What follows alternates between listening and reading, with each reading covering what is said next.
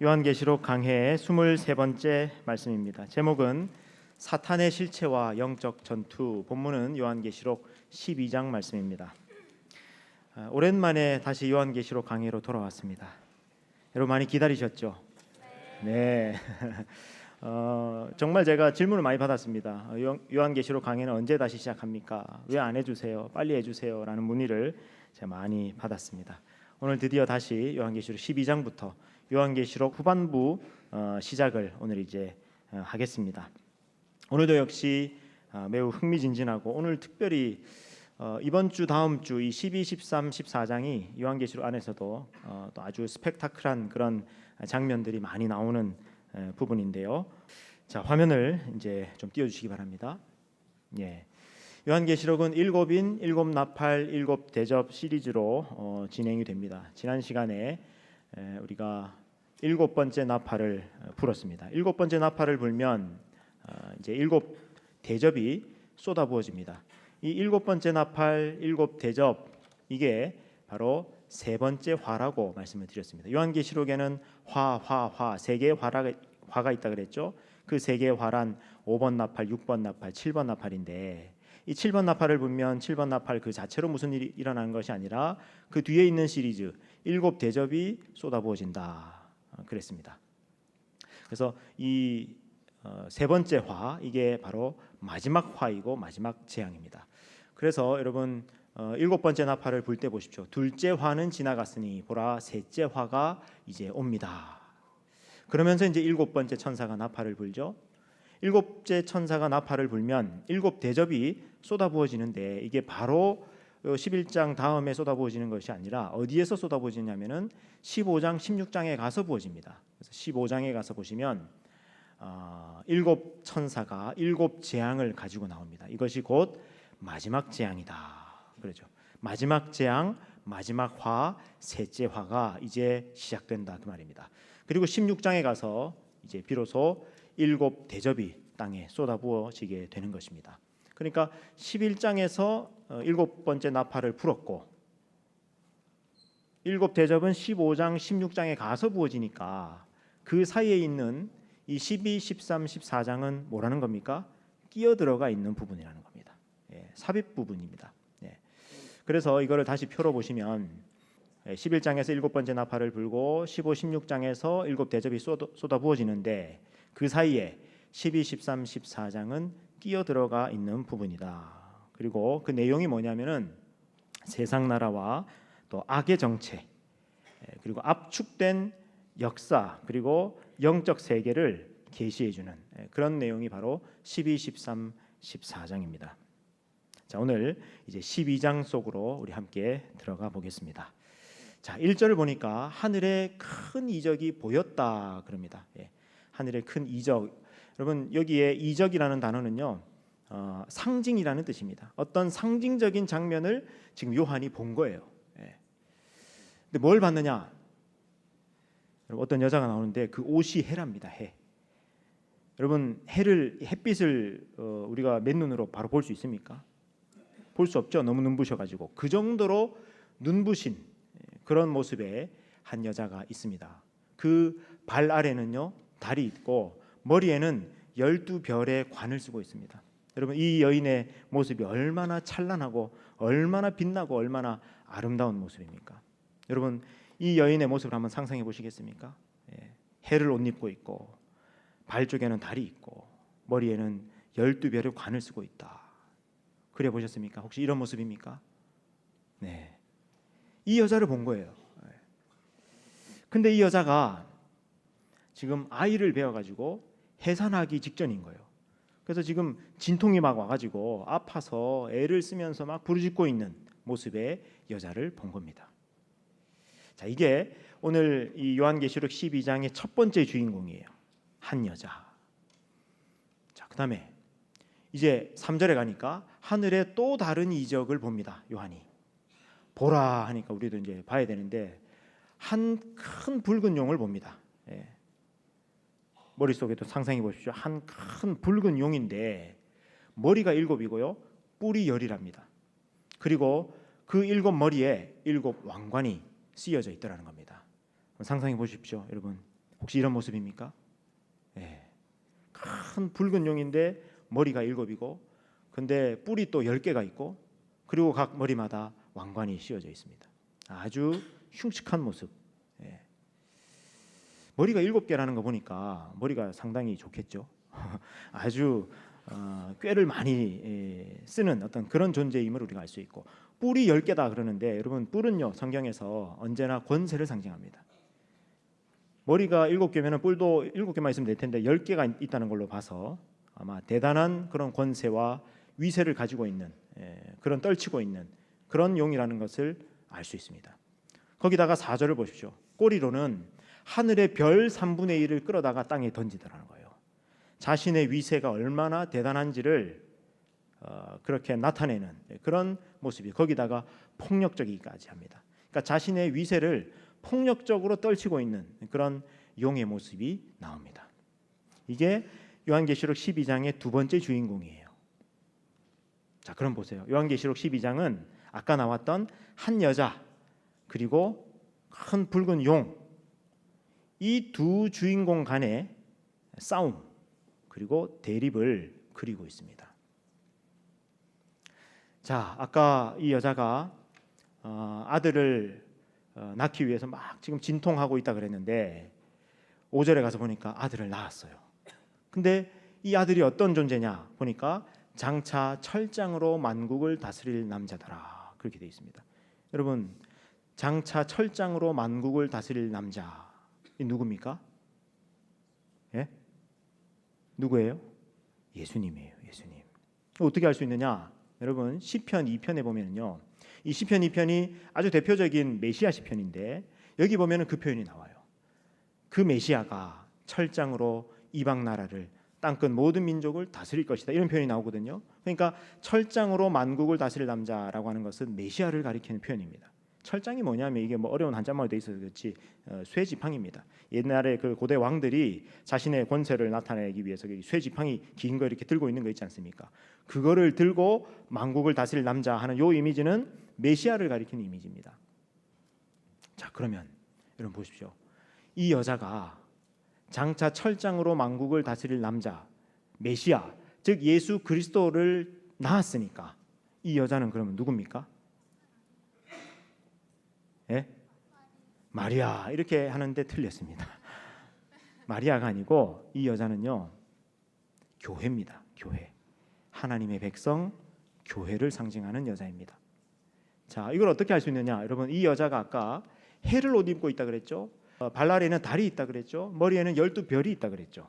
이 해, 달, 12별 이게 어디 나오는 그림이냐면요. 여러분 요셉이 꿈을 꾸는데 그 꿈에 보면 이런 장면이 나옵니다. 창세기 37장 9절인데요. 자, 요셉이 다시 꿈을 꾸고 그의 형들에게 말하여 이르되 내가 또 꿈을 꾼즉 해와 달과 11별이 내게 절하더이다 하니라. 요셉이 꿈을 꿨는데 해와 달이 보이고 또 11별이 있는데 자기에게 절하더라는 겁니다. 여러분 이 꿈의 의미가 뭡니까? 여기 나오는 해와 달은 누구죠? 요셉의 아버지와 어머니입니다. 그리고 11별들은 누구냐? 요셉의 형제들이에요. 11명의 요셉의 형제들. 그러니까 11명의 요셉의 형제들이 11별이니까 요셉 자신도 별이겠죠. 그러니까 이 요셉과 요셉의 형제들 12명을 뭐라고 지금 표현한 겁니까? 12별로 표현한 거예요. 그래서 이 해, 달 12별이라고 하는 것은 바로 이스라엘 12지파, 이스라엘 민족을 상징하는 이미지예요. 그러니까 지금 이 여자가 해를 옷 입고 달이 있고 12별의 관을 썼다라고 하는 것은 이 여자가 이스라엘 민족이구나 하는 겁니다. 여러분 제가 근데 아까 이 여자를 교회라 그랬죠. 왜 교회라고 했냐면 여러분, 교회의 정의가 뭐냐면은 교회는 세상으로부터 불려 나온 하나님의 백성 그런 뜻입니다. 세상으로부터 불러낸 하나님의 백성 이게 구약 시대는 누구였습니까? 이스라엘 민족이었죠. 그러니까 이 이스라엘 민족은 다른 말로 하면은 구약의 교회라고 할 수 있습니다. 구약의 교회. 그러니까 지금 이 여자가 아이를 지금 메시아를 지금 출산하는 여자다라는 것은 이스라엘 민족이다라는 이제 그런 의미입니다. 그러면은 이스라엘 민족이 이 예수님을 출산했다라고 하는 것이 무슨 의미냐면은 이런 거예요. 예수님이 어디에 오셨습니까? 이스라엘 땅에 오셨죠. 그것도 이스라엘 민족 안에 오셨죠. 그리고 아브라함과 다윗의 후손으로 오셨죠. 그게 바로 이 이스라엘 민족에게서 예수님이 태어나셨다라고 하는 요 그림의 의미입니다. 이해되셨습니까? 그러니까 이 여자는 누구라는 겁니까? 지금 아이를 낳기 전에 이 여자는 구약의 교회, 즉 이스라엘 민족이다 하는 겁니다. 자, 근데 이제 어떻게 합니까? 4절에 보니까 용이 해산하려는 그 여자 앞에 이렇게 가가지고 그 여자가 아이를 낳으면, 즉 메시아를 낳으면 어떻게 하겠다고 지금 기다리고 있는 겁니까? 삼켜버리겠다, 잡아먹어버리겠다 하고 지금 이렇게 기다리고 있는 겁니다. 메시아가 태어나면 잡아먹어버리겠다고 있는 이 용의 정체가 도대체 뭐냐 하는 겁니다. 여러분, 이 용이 누굽니까? 바로 뒤에 9절에 그 답이 나오죠. 큰 용이 내쫓기니 이 용이 누구라고요? 옛 뱀, 곧 마귀라고도 하고 사탄이라고도 하며 온 천하를 꿰는 자다. 그렇게 되어 있습니다. 그리고 20장 2절에도 보면은 용이 누구냐? 옛 뱀이고 마귀고 사탄이다. 여러분, 용이 옛 뱀이다. 이 옛 뱀이라는 거 어디에 나오는 뱀을 말합니까? 창세기 3장에 하와를 유혹했던 그 뱀 있죠. 그 뱀이 본래 누구였느냐? 마귀였다 그 말이에요. 사탄이었다 그 말이에요. 근데 마귀라고도 하고 사탄이라고도 하면 이게 무슨 뜻이냐면은 본래는 사탄입니다. 히브리 말로 사탄은요, 대적하는 자, 고발하는 자, 참소하는 자, 그런 뜻이거든요. 근데 이 히브리 말인 사탄을, 이게 대적하는 자라는 뜻이기 때문에 요거를 이제 헬라어로 번역할 때 참소하는 자, 대적하는 자라는 뜻을 가지고 있는 단어가 뭐냐면은 디아볼로스예요. 디아볼로스. 요거를 이제 우리말로 번역할 때 마귀가 된 거예요. 그러니까 마귀나 사탄이나 같은 말입니다. 참소하는 자, 대적하는 자, 그런 뜻이에요. 근데 이 사탄이 어떤 존재라고 말합니까? 온 천하를 꿰는 자라. 마귀는요, 늘 이렇게 사람을 꿰고 유혹하고 죄짓게 만들고 하나님으로부터 멀어지게 만들고 그런 존재라는 겁니다. 그러니까 여러분, 이 정체를 지금 드러내고 있는 겁니다. 이 큰 용의 정체를. 언제부터 있던 자라고요? 옛뱀, 에덴 동산에서부터 있던 자.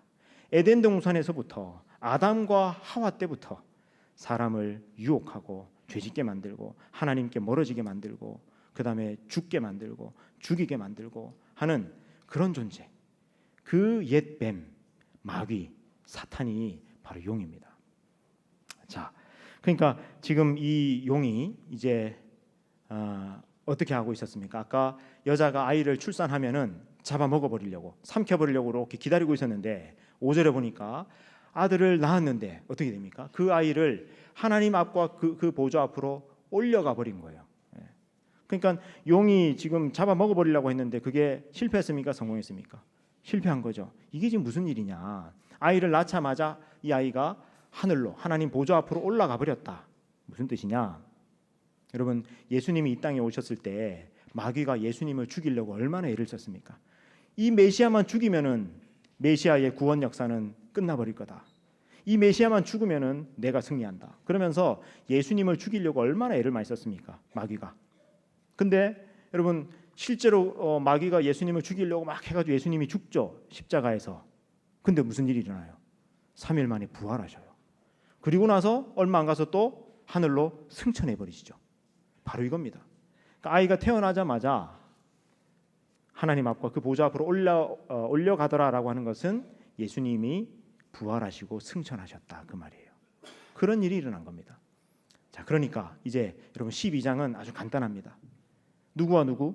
한 여자와 용 사이에 싸움을 지금 그리고 있는데 이 한 여자와 용이 누구라는 겁니까? 한 여자는 교회고 용은 사탄이다.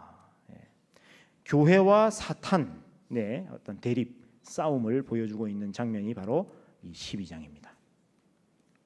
자, 그 일이 있은 후에 이제 그 여자가 광야로 도망하매. 자, 여러분 여기 6절에 나오는 그 여자, 이 여자는 누굽니까? 아까 그 메시아를, 예수 그리스도를 출산한 여자죠. 근데 지금은 출산하기 전입니까? 출산한 이후입니까? 출산하고 난 이후죠. 그러니까 여기 나오는 이 여자는, 교회는 교회인데 어떤 교회입니까? 구약의 교회가 아니라 신약의 교회, 신약의 교회. 여기서부터는 이 신약의 교회인 여자가 광야로 도망갑니다. 그리고 거기에서 1260일 동안 양육을 받습니다. 하나님께서 예비하신 곳인 광야로 가서 양육을 받습니다. 여러분, 이 1260일 이거 기억납니까? 예.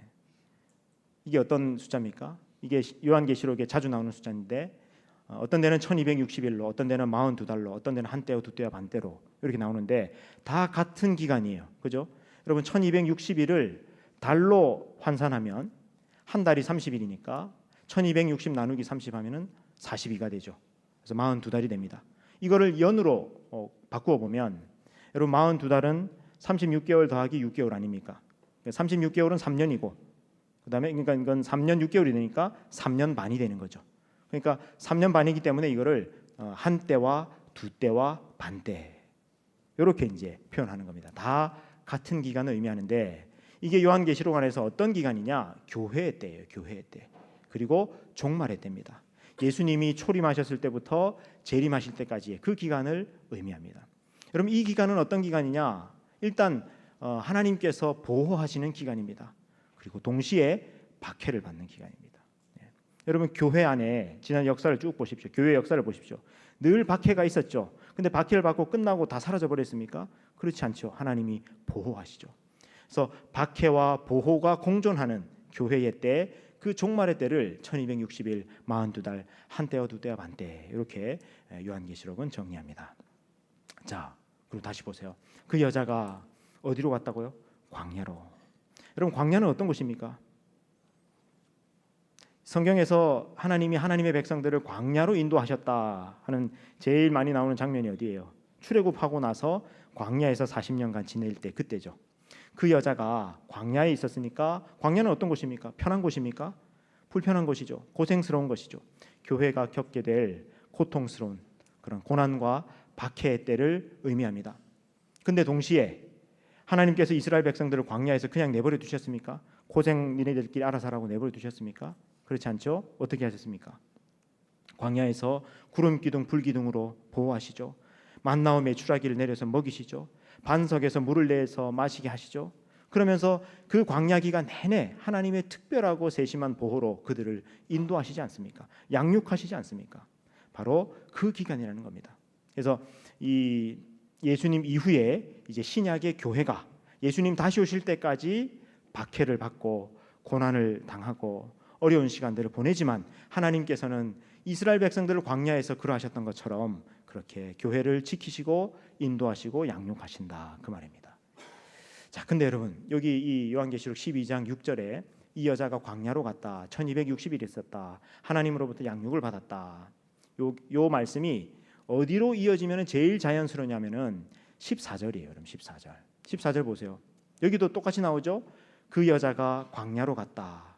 그리고 한 때와 두 때와 반 때 같은 기간이라 그랬잖아요. 요 같은 기간 동안 양육을 받았다. 똑같죠? 6절하고. 그러니까 6절과 14절이 이렇게 연결되어 있습니다. 그죠? 그러면은 자연스럽게 흘러가려면 6절에서 바로 14절로 가면 되는데 그러면 그 사이에 있는 이 7절부터 12절까지는 그럼 뭐냐? 이거 역시 끼어 들어가 있는 본문이라는 겁니다. 여러분 이 7절에서 12절은 그러면 뭘 지금 보여주고 있는 장면이냐면은 예수님이 이 땅에 오셨을 때 하늘에서 일어났던 전쟁, 하늘의 전쟁 그 장면을 보여주는 겁니다. 그래서 이 7절에서 12절은요. 한편 예수님이 이 땅에 오셨을 때 하늘에서 영적 세계에서 일어난 일은 무엇인가 하는 것을 이렇게 끼어서 보여주고 있는 장면이 바로 이 7절에서 12절 말씀이에요. 여러분 이거 엄청 중요한 내용을 지금 제가 말씀드린 건데 이거 그냥 여러분 6절에서 그냥 쭉 읽어가지고 14절 이렇게 가면 안 보입니다. 7절에서 12절은 어떤 거라고요? 끼어 들어가 있는 부분. 한편 예수님이 오셨을 때 하늘에서는 무슨 일이 있었는가 그걸 보여주는 게 7절에서 12절이라고요. 이해되셨습니까? 자 이제 그러면은 7절에서 12절 보겠습니다. 자 그때 하늘에 전쟁이 있으니 여러분 이게 언제 있었던 일이라고요? 예수님이 이 땅에 오셨을 때 그때 하늘에 전쟁이 있었는데 미가엘이라고 하는 천사와 그의 사자들 그의 부하들 누가 싸우느냐? 용과 더불어 지금 싸웁니다. 마귀와 더불어 싸웁니다. 마귀와 그의 사자들 귀신들과 싸웁니다. 결과가 뭡니까? 누가 승리합니까? 미가엘이 승리하죠. 마귀와 그의 부하들은 완전히 패배합니다. 여러분 거기 8절에 이기지 못하여 줄거 놓으시고 9절에 내 쫓기니 줄거 놓으시고 내 쫓기니라 다 줄거 놓으십시오. 그러니까 이 12장 7절에서 12절 말씀은요 너무 간단합니다. 하늘에 전쟁이 있었는데 누가 패배했다는 겁니까? 용이 패배했다는 거, 마귀가 패배했다는 겁니다. 사탄이 패배해가지고 완전히 내쫓겨버렸다는 거예요. 그걸 보여주고 있는 겁니다. 10절에서는요 그 하늘 전쟁의 장면을 이제 설명합니다. 누가 설명하느냐? 하늘에 큰 음성이 있어 이르되, 마치 하늘 합창단이 노래하듯이 큰 음성으로 들려옵니다. 여러분 요한계시록에서는요 하늘에 큰 음성이 들려올 때 그 큰 음성이 대개는 뭐냐 하면 지금 보았던 그 환상에 대한 설명인 경우가 많습니다. 설명해 주는 거예요. 예.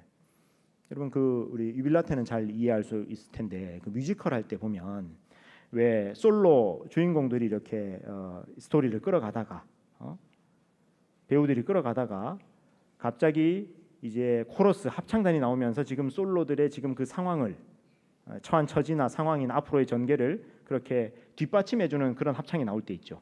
그런 겁니다. 지금 여기 하늘에 큰 음성이 들렸다는 것은 우리 유빌라테 특별히 고개를 더 많이 끄덕끄덕 하면서 지금 이해하고 있습니다.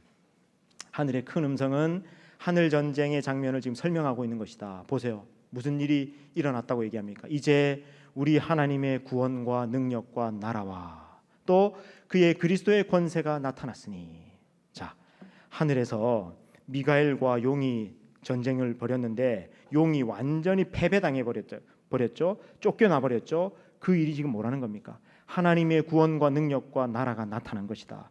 예수 그리스도의 권세가 나타난 것이다. 그렇게 지금 선포하고 있습니다.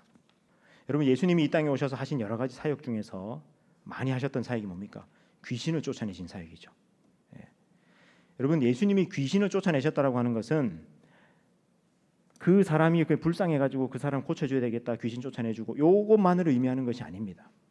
예수님이 이 땅에 오셔서 귀신을 쫓아내실 때마다 자주 하시는 말씀이 있어요. 그게 뭐냐면은 하나님의 나라가 너희에게 임했다, 이 말씀이에요. 그러니까 여러분 예수님이 이 땅에 오셨을 때 하늘에서 무슨 일이 있었다고요? 용이 사탄이 완전히 패배하고 쫓겨나 버렸다 그랬죠. 근데 그 사건을 상징적으로 이 땅에서 보여주신 것이 뭐냐면은 귀신을 쫓아내시는 사건이었어요.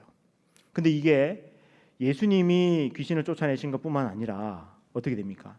예수님을 믿는 사람들, 예수님의 제자들도 예수님의 이름으로 귀신을 쫓아내죠.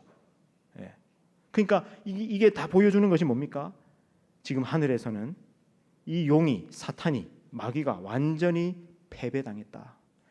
사탄과 그의 수하들인 귀신들이 완전히 패배당했다라는 것을 이 땅에서 눈에 보이게 상징적으로 보여주신 것이 귀신 쫓아내는 일이었다, 그 말이에요. 다시 아까 그 10절 11절 띄워주십시오. 자, 마귀와 그의 잔당들, 귀신의 패배를 두고 뭐라고 말씀한다고요? 하나님의 구원과 능력과 나라가 나타났다.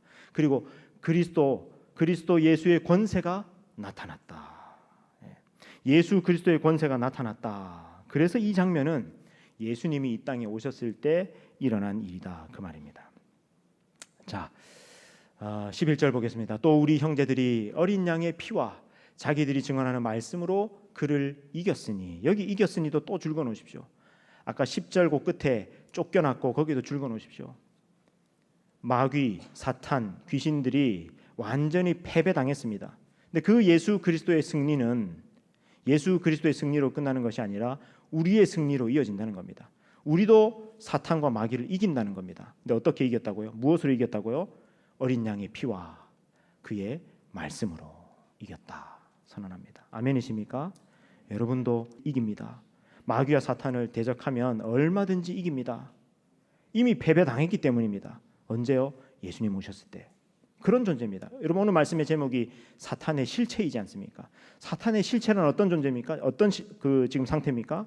패배당한 자, 완전히 쫓겨나 버린 자, 그리고 장차 영원한 불못에 던져져 버릴, 멸망하고 말자. 이게 사탄의 실체라고요. 그러니까 사탄이 자신의 이 실체가 알려지는 것을 좋아할까요? 싫어할까요?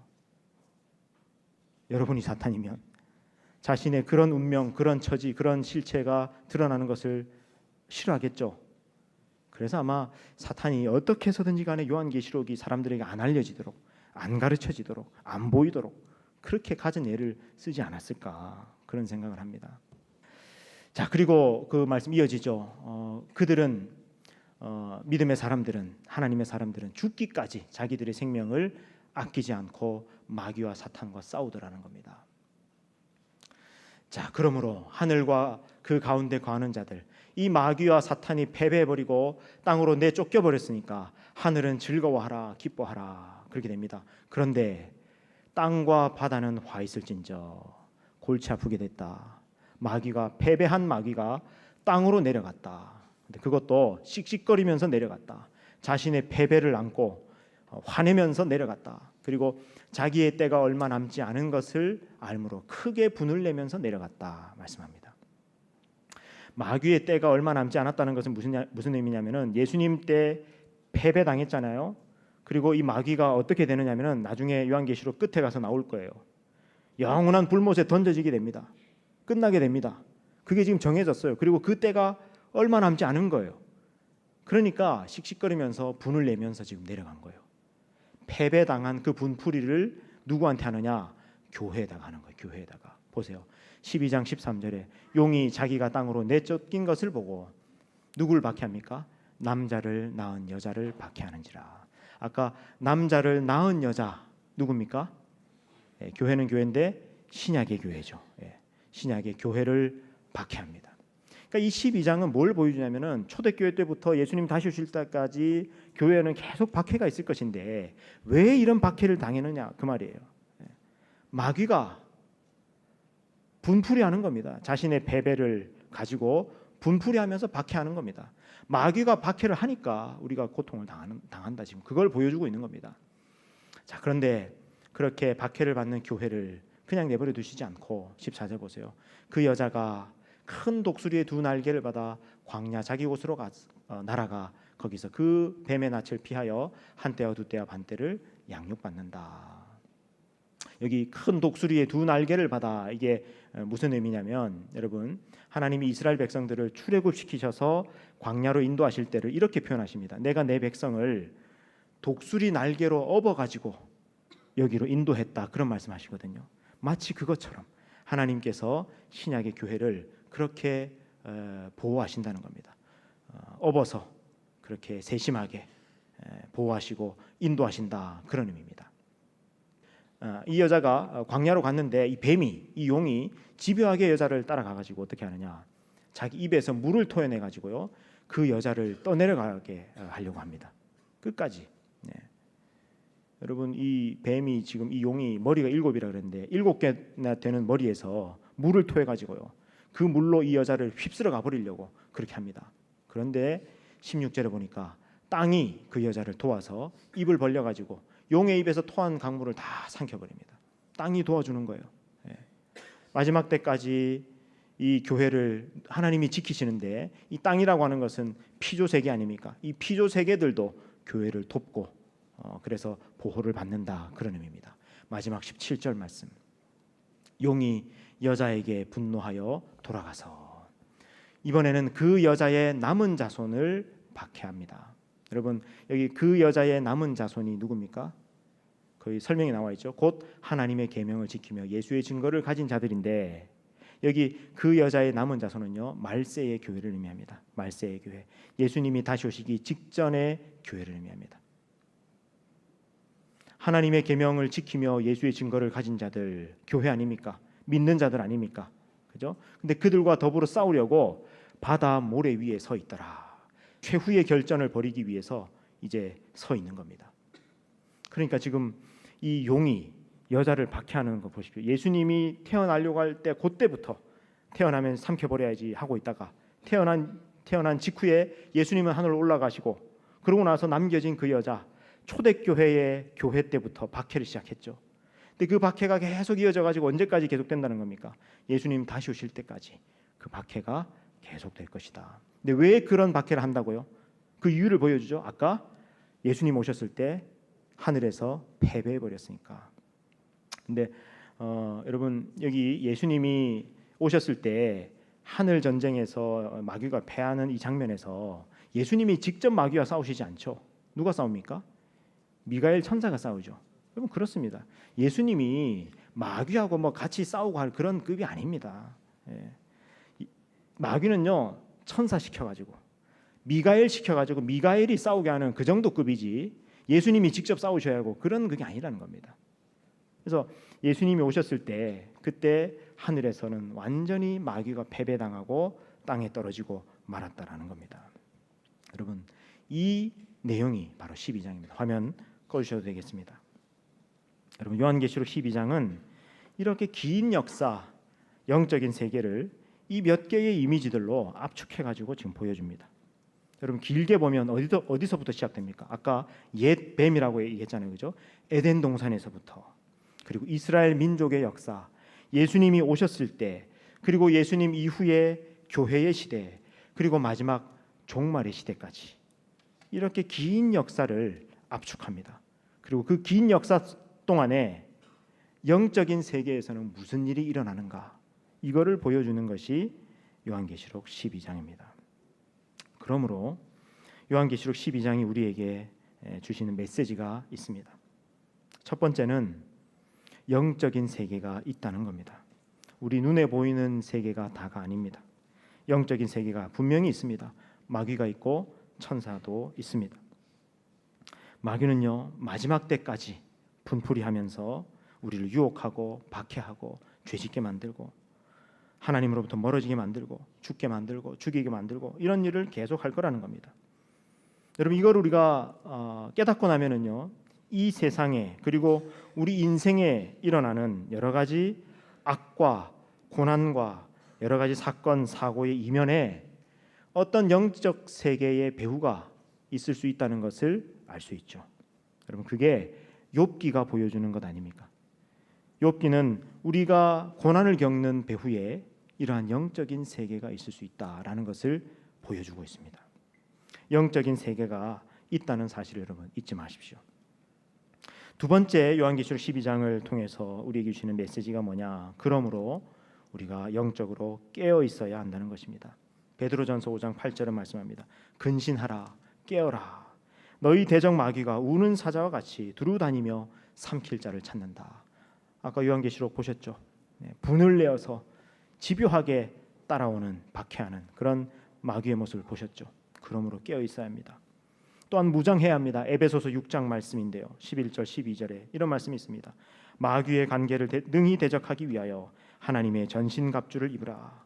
우리의 씨름은 혈과 육을 상대하는 것이 아니요 통치자들과 권세들과 이 어둠의 세상 주관자들과 하늘에 있는 악의 영들을 상대함이라. 우리의 싸움은 하늘에 있는 악의 영들을 상대하는 싸움입니다. 그럼 우리는 늘 깨어있고 영적으로 무장해야 합니다. 우리에게 늘 영적인 전투가 있습니다. 우리의 달려갈 길을 다 마칠 때까지 우리는 믿음의 선한 싸움을 싸워야 합니다. 마지막 세 번째 메시지, 그러나 여러분 마귀를 겁내지 마십시오. 영적으로 깨어있되 무장하되 그 마귀를 과대평가하지 마십시오. 전혀 그럴 필요가 없습니다. 마귀는 어떤 존재라고요? 예수님이 이 땅에 오셨을 때 이미 패배한 존재다. 이미 굴복당했다.